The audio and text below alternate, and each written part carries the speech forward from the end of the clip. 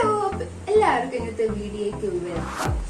ഇന്ന് ഞാനൊരു skin brightening facial kit review ആണ് തരാൻ പോകുന്നത്. അപ്പം ഫസ്റ്റ് ടൈമാണ് ഞാനൊരു മൾബറി ഫേഷ്യൽ കിറ്റ് ട്രൈ ചെയ്യുന്നത്. ഞാനിങ്ങനെ ഇടയ്ക്കൊക്കെ ഇങ്ങനെ പ്രൊഡക്ട്സ് ട്രൈ ചെയ്തുകൊണ്ടിരിക്കും.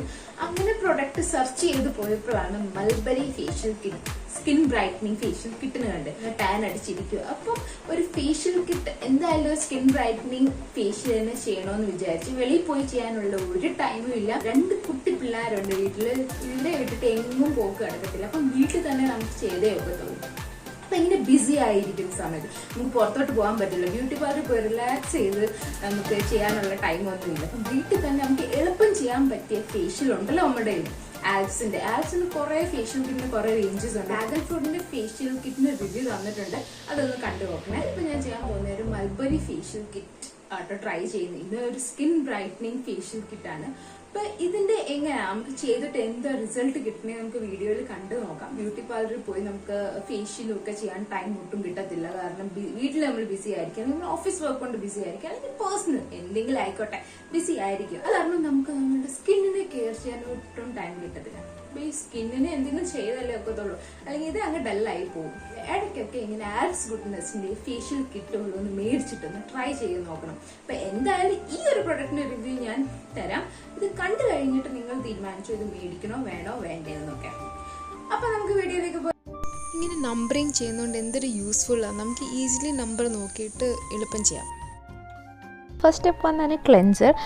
അത്യാവശ്യം നമ്മൾ ഫേസിന് വേണ്ട അത്രയും ക്വാണ്ടിറ്റി എടുക്കണം. എടുത്ത് ഞാൻ ടെക്സ്ചർ കാണിച്ചു തരാം. ഈ ഒരു ടെക്സ്ചറിലാണ് ഒരു എന്താ പറയുക, ഒരു സ്ലൈം ടെക്സ്ചറാട്ടോ. ജെല്ലും പറയാൻ പറ്റത്തില്ല, ഇത് അങ്ങ് സ്ലൈം ടെക്സ്ചറായിരുന്നു. അങ്ങനെ ഫേസിൽ നമ്മൾ ബ്ലെൻഡ് ചെയ്യാൻ നോക്കിയിട്ടൊന്നും എളുപ്പം ബ്ലെൻഡൊന്നും ആകുന്നില്ലായിരുന്നു. ഞാൻ കുറേ കൺഫ്യൂസ് അടിച്ചു കേട്ടോ. ഇതെന്താണ് ഫേസിൽ റബ്ബ് ചെയ്യാൻ നോക്കിയിട്ടൊന്നും ഫേസിലോട്ട് അങ്ങോട്ട് നമ്മൾ സാധാരണ ക്ലെൻസറൊക്കെ അപ്ലൈ ചെയ്യുന്ന പോലെയല്ല, ഇത് ആകുന്നില്ലായിരുന്നു. ഞാൻ പിന്നെ എങ്ങനെയൊക്കെ എല്ലാം ട്രൈ ചെയ്ത് എന്തായാലും 3 to 4 minutes വരെ ഞാൻ ഇതൊന്ന് ഫേസിൽ റബ്ബ് ചെയ്തു. എൻ്റെ ഫേസ് കണ്ടാലറിയാം ഞാൻ എന്ത് ചെയ്യണോ, ഇത് ഇനി ആകുന്നില്ലല്ലോ. ഞാൻ ഇച്ചിരി ഡിസപ്പോയിൻറ്റഡ് ആയിരുന്നു. സ്റ്റെപ്പ് വന്നാണ് നമ്മൾ സ്ക്രബ്. ഈ സ്ക്രബ് കാണാൻ നല്ല രസമായിരുന്നു കേട്ടോ. ഞാൻ ടെക്സ്ചർ കാണിക്കാം. ഇത് എന്താ റെയിൻബോ കളർ പോലെയൊക്കെ ഇരിക്കുന്നു, കണ്ടിട്ട് നല്ല ഭംഗിയൊക്കെ ഉണ്ടായിരുന്നു. സ്മെല്ലെല്ലാം അടിപൊളിയായിരുന്നു കേട്ടോ. സ്മെല്ല് എനിക്ക് ഇഷ്ടപ്പെട്ടു. ഒരു സൈലൻ്റ് ആയിട്ടുള്ളൊരു സ്മെല്ലായിരുന്നു. ഞാൻ പിന്നെ ആദ്യം ഫുൾ ഫേസിൽ പരട്ടിയിട്ടാട്ടോ സ്ക്രബ് സ്റ്റാർട്ട് ചെയ്ത്. ഇച്ചിരി ഹാൻഡ് വെറ്റ് ചെയ്തിട്ടുണ്ടായിരുന്നു. ഇപ്പം ചെറുതായിട്ടൊരു ബേണിംഗ് സെൻസേഷൻ ഉണ്ടായിരുന്നു. ഒരു 5 seconds കഴിഞ്ഞപ്പോൾ അതൊക്കെ മാറി. നോസും ഫോർഹെഡും ചിന്നും നമുക്ക് ബ്ലാക്ക് ഹെഡ്സും വൈറ്റ് ഹെഡ്സും കൂടുതൽ വരുന്ന ഏരിയ നല്ലപോലെ സ്ക്രബ് ചെയ്ത് കൊടുക്കണം. അതുപോലെ നമ്മളെ നെക്കും ഇയറും അത് ഒട്ടും മറക്കല്ലേ, അവിടെ നല്ലപോലെ സ്ക്രബ് ചെയ്യണം. ആക്റ്റീവ് പിമ്പിൾസ് ഉണ്ടെങ്കിൽ ആ ഏരിയ ഒക്കെ അത്ര ഹാർഡായിട്ട് നമ്മൾ റബ്ബ് ചെയ്യില്ല, അല്ലെങ്കിൽ അത് ഇച്ചിരോട് പിമ്പിൾസ് പൊട്ടി പ്രോബ്ലം ആക്കും. സെക്കൻഡ് സ്റ്റെപ്പ് കഴിഞ്ഞപ്പോൾ എൻ്റെ ഫേസ് ചെറുതായിട്ടൊരു ഡൾനെസ് ഇച്ചിരി ഒന്ന് കുറഞ്ഞിട്ടുണ്ടായിരുന്നു. പിന്നെ തേർഡ് സ്റ്റെപ്പ് വന്നായിരുന്നു ടോണർ. ഒരു ലിക്വിഡ്, ഒരു ജെൽ ഫോം ആയിട്ടായിരുന്നു. നമ്മൾ ഫുൾ ഫേസിലും നെക്കിലും ഒക്കെ നല്ലപോലെ അപ്ലൈ ചെയ്യണം. ഇത് ഒരു സൈലൻ്റ് ആയിട്ടൊരു മണമായിരുന്നു, പക്ഷേ എനിക്കെൻ്റെ മണം ആക്ച്വലി എന്താണെന്ന് മനസ്സിലാവുന്നില്ലായിരുന്നു. എന്നിട്ട് ഞാൻ ഫുൾ ഫേസിൽ പരട്ടി. ഇത് പരട്ടി കഴിഞ്ഞ് നമുക്ക് ഫേസ് വാഷ് ചെയ്യേണ്ട. ഒരു 2 to 3 minutes ഇതുപോലെ ഒന്ന് ചെറുതായിട്ടൊന്ന് മസാജ് ചെയ്ത് കൊടുത്താൽ മതി. ടോണർ പരട്ടി കഴിയുമ്പോൾ നമുക്ക് ഫേസ് നല്ലപോലെ ഹൈഡ്രേറ്റ് ആയുള്ള ഒരു ഫീൽ കിട്ടുന്നത്, ഒരു പ്ലം പോലെ ഒരു ചെറുതായിട്ട് നമുക്ക് ഫീലാകും. അത് കഴിഞ്ഞ് സ്റ്റെപ്പ് വന്ന് ക്രീമാണ്. ഇത് ക്രീം പരട്ടി നമ്മൾ ഓൾമോസ്റ്റ് ഒരു 5 to 10 minutes വരെ ഇതൊന്ന് മസാജ് ചെയ്യണം.